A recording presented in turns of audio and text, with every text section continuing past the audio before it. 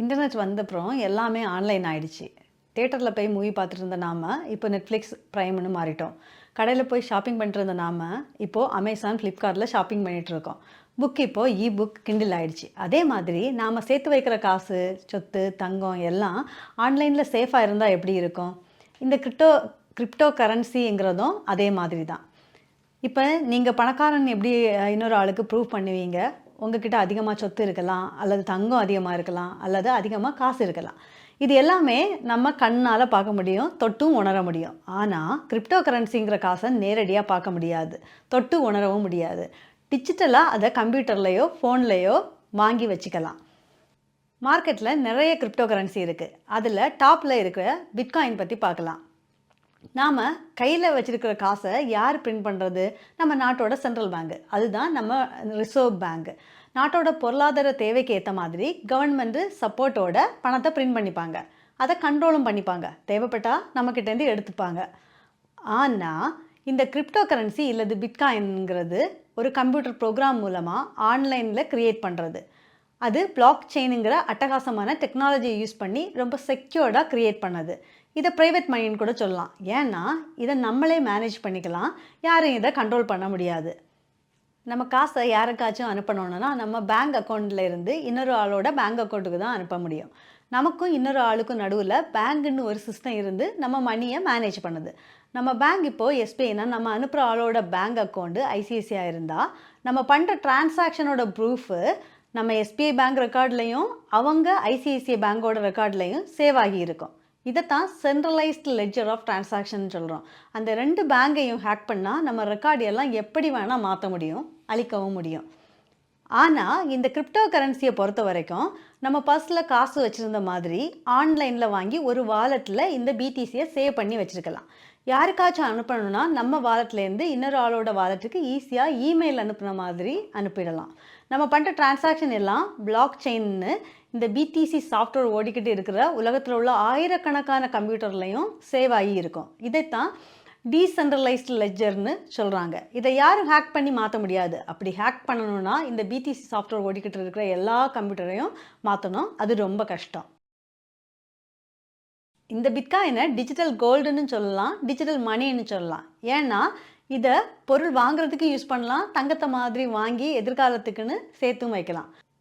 இன்றைக்கி உங்ககிட்ட இருக்கிற ஒரு 100 ரூபாயை வச்சு ஒரு பொருள் வாங்குறீங்க. அதே 100 ரூபாயை நீங்கள் ஒரு லாக்கரில் பூட்டி வச்சு 10 வருஷம் கழித்து எடுத்து அதே பொருளை வாங்க போனீங்கன்னா அந்த பொருளோட விலை ஏறி இருக்கும். ஆனால் அந்த பணத்தோட மதிப்பு அப்படியே தான் இருக்கும். இதை தான் பணவீக்கம்னு சொல்கிறோம். இதே தங்கத்தை வாங்கி வச்சிங்கன்னா 10 வருஷம் கழித்து அந்த பொருளோட விலை ஏறின மாதிரி தங்கத்தோட விலையும் ஏறி இருக்கும். இதே கான்செப்ட் தான் இந்த பிட்காயினுக்கும். போக போக அதோட மதிப்பு அதிகம் ஆகும்னு சொல்கிறாங்க. பிளாக் செயினில் பிடிசி டிரான்சாக்ஷன் எல்லாமே கிரிப்டோகிராஃபின்னு ஒரு டெக்னிக் யூஸ் பண்ணி தான் செக்யூர்டாக பண்ணுறாங்க. அதனால தான் இதை கிரிப்டோ கரன்சின்னு சொல்கிறோம். நார்மல் மணி ட்ரான்ஸ்ஃபர் பண்ணுறப்போ நம்ம டீட்டெயிலும் நம்ம யாருக்கு அனுப்புகிறோமோ அவங்களோட டீட்டெயிலும் எல்லாம் பேங்க்குக்கு தெரியும். ஆனால் நம்ம பண்ணுற கிரிப்டோ கரன்சி டிரான்சாக்ஷன் எல்லாம் பப்ளிக்காக இந்த பிளாக் செயின் நெட்வொர்க்கில் இருக்கும். ஆனால் யாரும் பண்ணியிருக்காங்கன்னு டீட்டெயில் இருக்காது. இந்த ஷேர் மார்க்கெட்டில் இவ்வளோ ஷேர் வாங்கியிருக்காங்க, இல்லை இவ்வளோ ஷேர் விற்றுருக்காங்கன்னு தெரியும், ஆனால் யார் பண்ணாங்கன்னு தெரியாது. அதே மாதிரி தான் இதுவும். இது எப்படி ஒர்க் ஆகுதுன்னா, நம்மக்கிட்ட பப்ளிக் கீயும் ப்ரைவேட் கீயும் இருக்கும். இந்த பப்ளிக் கீ தான் உங்கள் அட்ரஸ்ஸு. இது எப்படி இருக்குன்னா நம்பர்ஸ் அண்ட் லெட்டர்ஸ் காம்பினேஷனில் இருக்கும். யாராச்சும் உங்களுக்கு பிடிசி அனுப்பணுன்னா அந்த அட்ரஸை கொடுத்து தான் அவங்க உங்களுக்கு மெயில் அனுப்புகிற மாதிரி அனுப்ப முடியும். அப்படி அனுப்புகிறப்போ உங்கள் ப்ரைவேட் கீ ஒரு யூனிக் கோட் ஜென்ரேட் பண்ணி பிளாக் செயின் நெட்வொர்க்கில் ஆட் ஆகுது. மைனஸோட கம்ப்யூட்டர் அப்ளிகேஷன் அந்த கோடை உங்கள் பப்ளிக் கீ கூட வெரிஃபை பண்ணி அதை மேட்ச் ஆகி இருந்தால் அந்த டிரான்சாக்ஷன் அப்ரூவ் பண்ணும். அப்போ பிளாக் செயினில் டிரான்சாக்ஷன் ஹிஸ்ட்ரி பார்த்தீங்கன்னா யார் அனுப்பினாங்களோ அவங்களோட பப்ளிக் அட்ரஸும் நம்ம பப்ளிக் அட்ரஸும் இருக்கும். வேறு எந்த டீட்டெயில்ஸும் இருக்காது. நம்ம பர்சனல் டீட்டெயில்ஸ் எதுவும் யாருக்கும் பார்க்க முடியாது. அதே மாதிரி உங்கள்கிட்ட இருக்கிற ப்ரைவேட் கீ இல்லாமல் உங்கள் வாலெட்டை யாரும் ஆக்சஸ் பண்ணவும் முடியாது. ஹிஸ்ட்ரி, நம்ம பிடிசியோட ஹிஸ்ட்ரி கொஞ்சம் பார்க்கலாம். சட்டோஷி நாகமோட்டோங்கிற ஒரு அன்னோன் பர்சன் metsdout.com சைட்டில் 2008 கிரிப்டோகிராஃபி செக்ஷனில் bitcoin a peer to peer electronic cash சிஸ்டம்னு ஒரு பேப்பர் பப்ளிஷ் பண்ணார். அந்த பேப்பரில் டிஜிட்டல் மணி பற்றியும் அதுக்கு தேவையான இந்த பிளாக் செயின் டெக்னாலஜி பற்றியும் எழுதியிருந்தார். அதை பேஸ் பண்ணி மைனிங் அப்ளிகேஷன் க்ரியேட் பண்ணி 2009 முதல் பிடிசியை அவரே மைன் பண்ணுறாரு. மைனிங் அப்ளிகேஷனை க்ரியேட் பண்ணுறதுக்கு யூஸ் பண்ணுற லாங்குவேஜஸ் என்னென்னு பார்த்தீங்கன்னா C++, பைத்தான், ஜாவா, கோலாங்.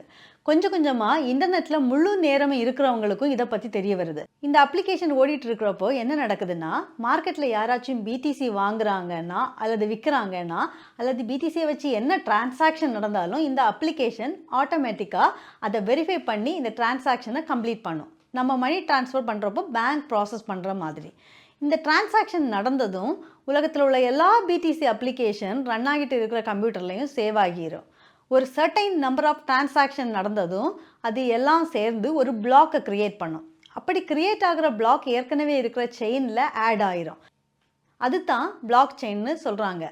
இந்த பிளாக் யாருக்கு கம்ப்யூட்டர்லேருந்து அல்லது யாரோட மெஷினில் இருந்து க்ரியேட் ஆகுதோ அவங்களுக்கு ரிவார்டாக சம் பிடிசி கிடைக்கும். அவங்களுக்கு எதுக்கு அந்த ரிவார்டுன்னு பார்த்தீங்கன்னா, இப்படி ரிவார்டு கொடுக்குறனால தான் அவங்க கண்டினியூஸாக மைன் பண்ணிகிட்டே இருப்பாங்க. அவங்க செலவு பண்ணுற எலக்ட்ரிசிட்டி, மெஷின் காஸ்ட் எல்லாம் இந்த மாதிரி பிடிசி கொடுக்குறப்போ அவங்களுக்கு கொஞ்சம் ப்ராஃபிட் கிடைக்கும். இதனால தான் உலகத்தில் உள்ள எல்லா இடத்துலையும் பிடிசி மைனிங்கை இன்ட்ரெஸ்டாக இப்போ பண்ணிகிட்டு இருக்காங்க. இந்த மாதிரி வர ரிவார்ட்ஸ் பிடிசி தான் மார்க்கெட்டில் வருது. அதே மாதிரி நம்ம சட்டோஷி மொத்தம் 21 மில்லியன் பிட்காயின் தான் மைன் பண்ண முடியுங்கிற மாதிரி ப்ரோக்ராம் பண்ணி வச்சுருக்காரு. எதிர்காலத்தில் பிடிசியோட டிமாண்ட் அதிகம் ஆச்சுன்னா காசு பிரிண்ட் பண்ணுற மாதிரி இந்த ப்ரோக்ராமை சட்டோஷியே நினச்சாலும் மாற்ற முடியாது. இது வரைக்கும் 19 மில்லியன் பிட்காயின் மைன் பண்ணியாச்சு. இப்போ இருக்கிற மாதிரியே மைன் பண்ணிக்கிட்டு இருந்தால் 2140 கடைசி பிட்காயின் மைன் பண்ணுவாங்கன்னு எதிர்பார்க்கப்படுது. ஏன் இவ்வளவு நாள் ஆகுது, அதை விட வேகமாக பண்ண முடியாதுன்னு கேள்வி கேட்கலாம். அதுக்கு தான் ஹாவிங்னு ஒன்று பண்ணி வச்சுருக்காங்க நம்ம சாட்டோஷி. அதாவது எவ்வளவுதான் வேகமாக மைன் பண்ணாலும், எவ்வளோ பவர்ஃபுல் மெஷினை யூஸ் பண்ணாலும் ஆவரேஜாக ஒவ்வொரு 10 நிமிஷமும் ஒரு பிட்காயின் தான் வெளியே மார்க்கெட்டில் வருது. இதுதான் பிடிசி மைன் பண்ணுறதுக்கு எடுக்கக்கூடிய ஆவரேஜ் டைம். அது எப்படின்னா, மைன் பண்ணுற அளவும் ஒவ்வொரு 4 வருஷத்துக்கு அல்லது ஒவ்வொரு 2,10,000 பிளாக்குக்கு பிறகு பாதி ஆகிற மாதிரி ப்ரோக்ராம் பண்ணி வச்சுருக்காரு சட்டோஷி. அதாவது ரிவார்ட் மூலமாக மார்க்கெட்டில் வர்ற பிடிசி ஆரம்ப காலத்தில் ஒரு பிளாக் க்ரியேட் ஆகிறதுக்கு 50 பிடிசின்னு இருந்த ரிவார்டு 2012 25 பிடிசி ஆகிடுச்சு. அடுத்த 4 வருஷத்தில், அதாவது 2016 12.5 பிடிசி ஆகிடுச்சு. அடுத்து 2020 6.25, இப்போது 2024 3.125 ஆக போகுது. எதுக்கு இப்படி ஒரு செட்டப் பண்ணி வச்சிருக்காருன்னா, ஒருவேளை அதிகமாக மைன் பண்ண ஆரம்பித்தா மார்க்கெட்டில் அதிக சப்ளை வந்துடும். டிமாண்ட் அந்த அளவுக்கு இல்லைன்னா பிடிசியோட வேல்யூ கம்மியாயிரும், பணத்தோட வேல்யூ நமக்கு குறையிற மாதிரி. இது எப்படி சாத்தியம்னா, இந்த பிடிசி மைனிங்கில் அதிகம் பேர் பார்ட்டிசிபேட் பண்ண மைனிங் பண்ணுறது கஷ்டம் ஆகிறது மாதிரி ப்ரோக்ராம் பண்ணி வச்சுருக்காரு நம்ம சட்டோஷி. முதல்ல சாதாரண லேப்டாப்பில் மைன் பண்ணாலே கிடச்சிட்டு இருந்த பிட்காயின் நிறைய பேர் மைன் பண்ண ஆரம்பித்த உடனே ப்ராசஸ் ஸ்லோ ஆகி அதிக ஸ்பீட் பவர் உள்ள கம்ப்யூட்டர் மூலமாக தான் பிட்காயின் மைன் பண்ண முடியும்னு ஆயிடுச்சு. NVIDIA ப்ராசஸ் பாப்புலர் ஆகிறதுக்கு இந்த மைனிங்கும் ஒரு காரணம். என்னென்ன மெஷின்ஸ் பிடிசி மைனிங்குக்கு யூஸ் பண்ணுறாங்கன்னு இப்போ பார்க்கலாம். முதல்ல CPU மைனிங்கு, அதாவது சென்ட்ரல் ப்ராசஸிங் யூனிட் யூஸ் பண்ணி தான் 2009 2010 வரைக்கும் மைனிங் பண்ணாங்க. அதுக்கப்புறம் கிராஃபிக்கல் ப்ராசஸிங் யூனிட் யூஸ் பண்ணி மைன் பண்ணுறாங்க 2010 2013. அதுக்கப்புறம் FPGA field programmable gate arrays use பண்ணி மைனிங் பண்ணுறாங்க. இப்போது ASIC application specific integrated circuits use பண்ணி 2013 இப்போ வரைக்கும் மைனிங் பண்ணிகிட்ருக்காங்க. முதல்ல சாதாரண மக்கள் மைன் பண்ணிட்டு இருந்தாங்க. நாளாக தங்கம் தோண்டி எடுக்கிறதுக்கு பெரிய பெரிய கம்பெனி வர்ற மாதிரி பெரிய பெரிய கம்பெனிங்க இந்த பிடிசி மைனிங்கில் இன்வால்வ் ஆகி பிஸ்னஸாகவே இப்போ பண்ணிகிட்ருக்காங்க. வேல்யூ, நம்ம இந்த பிடிசியோட வேல்யூ பற்றி பார்க்கலாம். முதல்ல இதோட வேல்யூ என்னன்னு யாருக்குமே கிளியராக தெரியலை. ஆரம்பத்தில் பிடிசி பற்றி பெருசாக வெளியே தெரியலை, அதனால அதோட விலையும் பெருசாக ஏறலை. 2010 நியூயார்க்கரில் ஒரு ஆர்டிக்கிள் வருது இதை பற்றி. அதுக்கப்புறம் வால் ஸ்ட்ரீட் ஜேர்னலில் இதை பற்றி ஆர்டிக்கிள் வந்ததும் பொதுமக்களுக்கு இதை பற்றி தெரிய ஆரம்பிக்குது. அப்புறம் அதிக பேர் பிடிசி வாங்க ஆரம்பிக்கிறாங்க. முதல்ல நடந்த டிரான்சாக்ஷன்னா அது 2010 10,000 பிடிசி கொடுத்து யாரோ 2 பீஸா வாங்கியிருக்காங்க. இந்த பிடிசியோட ப்ரைஸ் ஹிஸ்ட்ரி பார்த்தீங்கன்னா சுவாரஸ்யமாக இருக்கும். 2011 $30 ஸ்டார்ட் பண்ணி $4 இருந்திருக்கு. 2012 5 to 13, 2013 100 to 1000 USD, 2014 200 to 300. 2015ல 430 USD. 2016ல 1000 to 950 USD. 2017ல 1000 to 20,000 வரைக்கும் போயிருக்கு. 2018ல திரும்ப டவுன் ஆகி 4000 USD இருந்திருக்கு. 2019ல 7000 USD. 2020ல 29,000. 2021ல ஆல் டைம் ஹையா 60,000 US டாலர் ஆச்சுது. திரும்ப 2022ல எகெயின் டவுன் ஆச்சுது, $16,000 ஆச்சுது.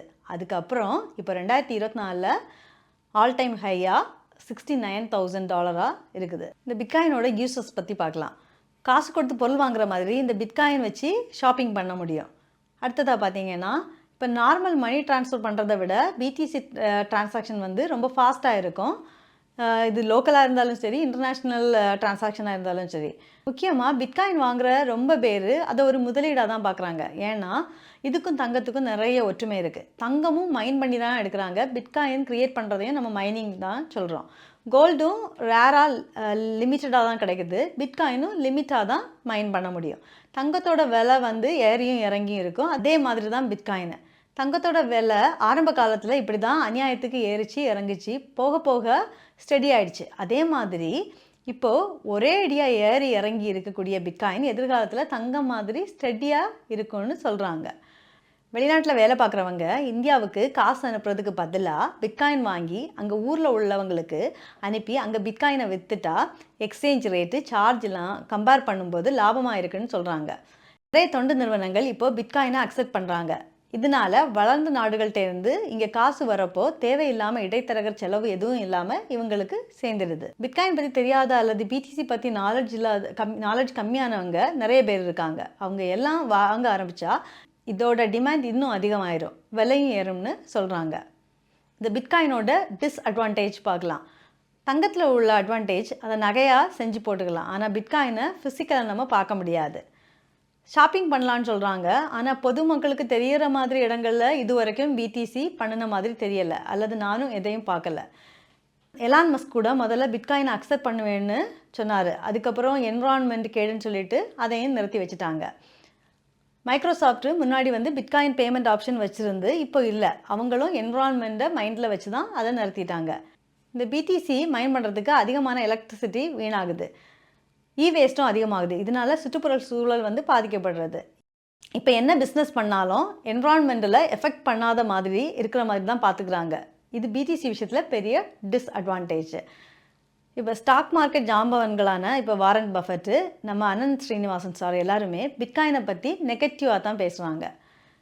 பிடிசி 2009 வந்தப்போ இந்த ஆன்லைன் டிரான்சாக்ஷன், காண்டாக்ட்லெஸ் டிரான்சாக்ஷன் கம்மியாக தான் இருந்தது. ஆனால் இப்போ உள்ள ஜென்ரேஷன் ஃபோன்பே, கூகுள் பேக்கு பழகிட்டாங்க. இதை ரீப்ளேஸ் பண்ணுற அளவுக்கு பிட்காயின் இனிமே வருமானு தெரியல. இதோட ப்ரைஸ் அநியாயத்துக்கு வாலட்டைலாக இருக்குது. திடீர்னு அகல பாதாளத்துக்கு போகுது, திடீர்னு மேலே போகுது. இப்போ ஷேர் மார்க்கெட்டில் மேலே போகும் கீழே வரும், ஆனால் இந்த அளவுக்கு போகாது. அது கூட ஃபைனான்ஷியல் ரிசல்ட்டு இல்லைனா பிஸ்னஸ் ரிசல்ட்டை வச்சு தான் முடிவு பண்ணுவாங்க. ஆனால் பிட்காயின் எதனால் மேலே போகுது கீழே வருதுன்னு புரிஞ்சுக்கிறது ரொம்ப கஷ்டம். ஃபைனலாக இதோட ஃபியூச்சரை பார்த்தோன்னா, ஒருவேளை இன்வெஸ்ட்மெண்ட்டை தாண்டி ஒரு பெரிய யூஸ் ஏதாவது வந்துச்சுன்னா பிட்காயின் வேல்யூ அதிக வாய்ப்பு இருக்குது. காசு இருக்கிறவங்க முன்னாடி தங்கத்தில், ப்ராப்பர்ட்டியில், ஷேர் மார்க்கெட்டில், ஃபிக்ஸ்ட் டெபாசிட்னு பிரித்து போட்டவங்க அந்த லிஸ்ட்டில் கிரிப்டோவையும் ஆட் பண்ண ஆரம்பிச்சிருக்காங்க. இந்த வீடியோவில் நீங்கள் பார்த்தது எல்லாம் நான் YouTube videos, ChatGPT, books, article படித்து எனக்கு புரிஞ்சதை வச்சு பண்ணியிருக்கேன். இது கரெக்டாகவும் இருக்கலாம், தப்பாகவும் இருக்கலாம். அதனால் நீங்களும் உங்கள் நாலேஜை யூஸ் பண்ணி கொஞ்சம் தேடி படித்து முடிவெடுத்துக்கோங்க. Thank you all.